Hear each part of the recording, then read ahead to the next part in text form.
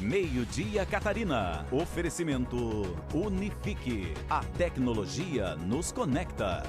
Conta digital da nossa gente. Baixe já o app. Geração Hyundai. Sempre à frente por você. Olá, boa tarde para você. Universidade Federal de Santa Catarina prorroga as aulas não presenciais até maio de 2021. Secretaria de Estado da Saúde vai disponibilizar 30 leitos de UTI para pacientes com Covid-19 na região da Grande Florianópolis. Produtores rurais de Santa Catarina vão receber incentivo do governo do estado para enfrentar os impactos com a estiagem. Tudo isso e muito mais a partir de agora no Meio-Dia Catarina, que está no ar. Bem-vindos.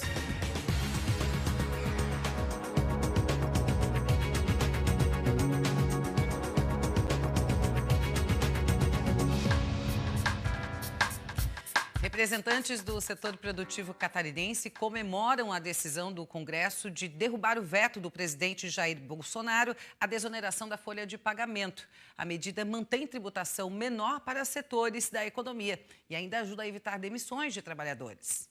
A decisão veio no dia 4 de novembro. O Congresso derrubou o veto do presidente Jair Bolsonaro à desoneração da folha de pagamento. Com isso, empresas de 17 setores da economia vão pagar menos impostos, pelo menos até o ano de 2021. Na prática, as empresas beneficiadas podem continuar a escolher a melhor forma de contribuírem para a Previdência Social.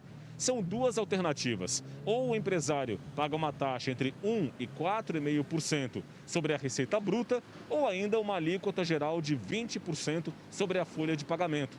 O empresário pode escolher a opção que for mais barata.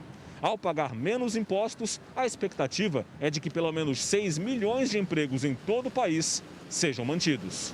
Para a Federação das Indústrias do Estado, a medida foi bem-vinda. A decisão do Congresso Nacional em manter a desoneração da folha, uma medida importante que, aliás, foi muito defendida pela Federação das Indústrias da Catarina. O nosso estado tem vários setores que são beneficiados, são setores que empregam muita mão de obra e têm uma responsabilidade muito grande no desenvolvimento econômico de Santa Catarina. A federação que reúne as associações empresariais de Santa Catarina, a FACISC, também se posicionou sobre o assunto e afirmou que a desoneração é considerada vital para não aumentar o custo das empresas e evitar demissões. É claro que o Estado precisa da arrecadação, mas para que ele se sustente, a economia precisa estar saudável. E por isso, a desoneração da folha foi um marco muito importante para a economia, para os empregos e para a continuidade da nossa competição pelo mundo. Em nota, a Federação das Câmaras de Dirigentes Lojistas do Estado também elogiou a derrubada do veto como medida que contribui para o crescimento do país. Só que a situação ainda não está completamente resolvida. O governo ameaça ir ao Supremo Tribunal Federal contra a desoneração da folha. De acordo com integrantes do governo, o presidente Jair Bolsonaro tem que apresentar uma fonte que compense a desoneração da folha. Como essa fonte não foi discriminada por deputados e senadores, só restaria ao governo recorrer à justiça. A Universidade Federal de Santa Catarina anunciou que vai prorrogar a suspensão das atividades presenciais até o dia 22 de maio de 2021. As atividades estão suspensas desde março desse ano. O campus da Universidade Federal de Santa Catarina se encontra assim, vazio, desde o dia 16 de março, quando as atividades presenciais foram suspensas. Essa decisão foi tomada como medida preventiva contra a Covid-19 e também seguindo os decretos estaduais e municipais. No mês de julho, o Conselho Universitário da UFSC aprovou a retomada do ensino de forma não presencial, com as aulas sendo ministradas de maneira online. Por enquanto, as atividades presenciais continuam suspensas aqui na Universidade Federal de Santa Catarina. Mas agora, uma data para o possível retorno já foi estipulada. Na última terça-feira, a UFSC anunciou que as atividades presenciais continuam suspensas em todos os níveis até o dia 22 de maio de 2021. Nós reorganizamos o calendário acadêmico a partir de agosto e até dezembro, primeiro semestre desse ano, primeiro semestre letivo, e agora houve a decisão de prorrogar a suspensão das atividades presenciais até maio do ano que vem, que é quando está prevista a conclusão do segundo semestre letivo desse ano. É importante destacar que isso é necessário porque as pessoas deixaram Florianópolis, deixaram as sedes da universidade e voltaram para as cidades de origem. Isso reorganizou a sua vida e elas precisam, obviamente, ter a segurança de que não vai ser do dia para a noite que a universidade vai retornar.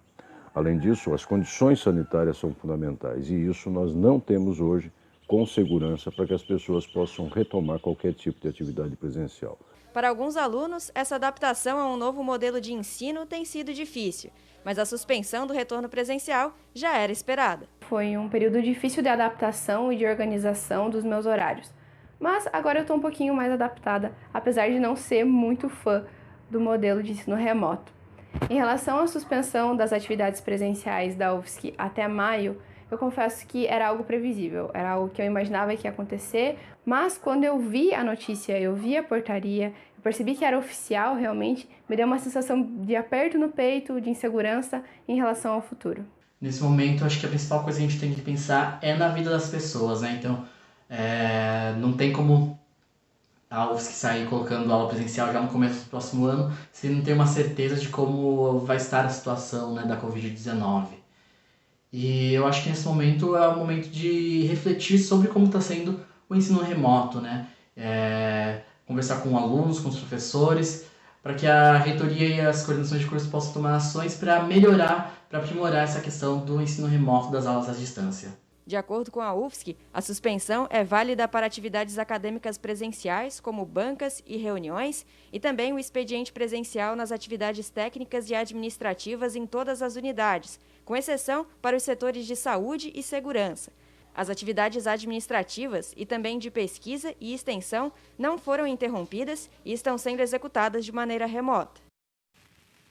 Vamos saber agora como estão os números da pandemia pelo Estado. Na última segunda-feira, a Secretaria de Estado da Saúde avisou que os números divulgados no boletim eram parciais, já que estava ocorrendo problemas no sistema do Ministério da Saúde. Ontem, esses números começaram a ser atualizados, o que fez os casos saltarem expressivamente no Estado. 4.886 casos foram acrescentados ao balanço, totalizando agora um número de 280.541 casos de pessoas que testaram positivo para a Covid-19. Deste, temos mais de 262 mil que são pessoas que já estão recuperadas da doença. O número de pessoas com o vírus ativo passou de 12.053 para 14.237. Desde o início da pandemia, 3.243 óbitos já foram registrados. A taxa de ocupação de leitos de UTI pelo Sistema Único de Saúde continua subindo no estado e hoje está em 70,3%.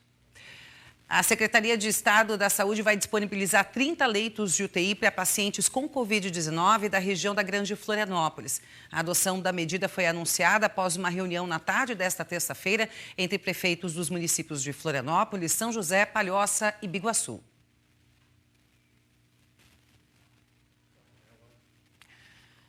Esta semana é Dia Mundial de Combate à Diabetes, uma doença crônica que acomete cerca de 422 milhões de pessoas no mundo. Em tempos de pandemia do coronavírus, os cuidados com essa doença e a importância do diagnóstico precoce ficou ainda mais evidente, já que os portadores de diabetes estão no grupo de risco da Covid-19. Eu vou conversar agora com o médico Eduardo, que já está aqui para bater um papo com a gente. Boa tarde, doutor. Bem-vindo ao Meio-Dia, Catarina. Boa tarde a todos vocês, obrigado pelo convite de poder falar aqui hoje sobre diabetes e pandemia, sobre Covid, sobre tudo. Doutor, como é que a gente poderia definir o porquê de um paciente que tem, uma pessoa que tem diabetes, correr um risco maior caso seja infectado pelo coronavírus?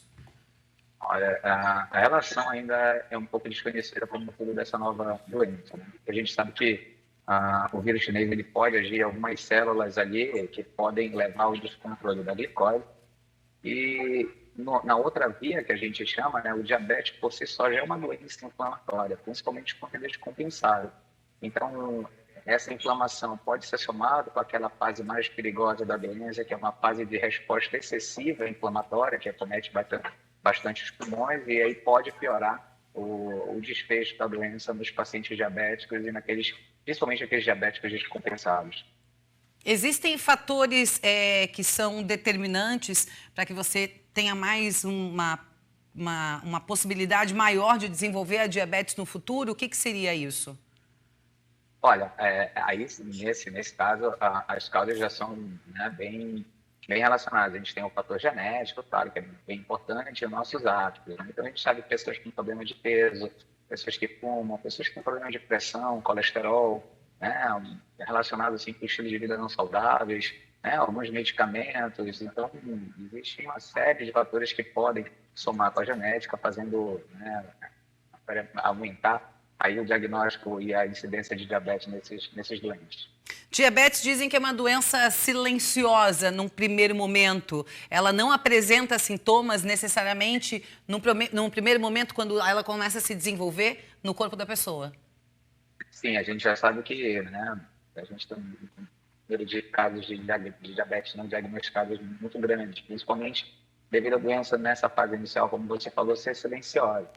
Então, os sintomas eles começam a aparecer quando o diabetes já está numa fase mais descompensada e descontrolada, né? Então, aqueles sintomas de uma perda de peso inexplicável, o aumento do número de micções, né? Vai no banheiro, urinar, também um aumento da sede, então, alteração de visão, alguma coisa nesse sentido chama a atenção já de diabetes descompensado.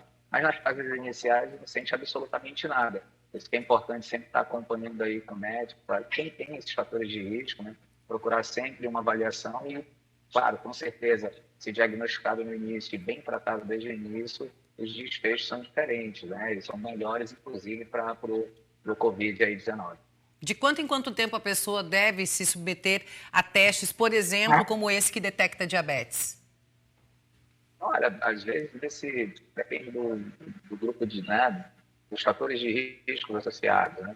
Mas esses check-ups, normalmente anuais, que as pessoas fazem, né?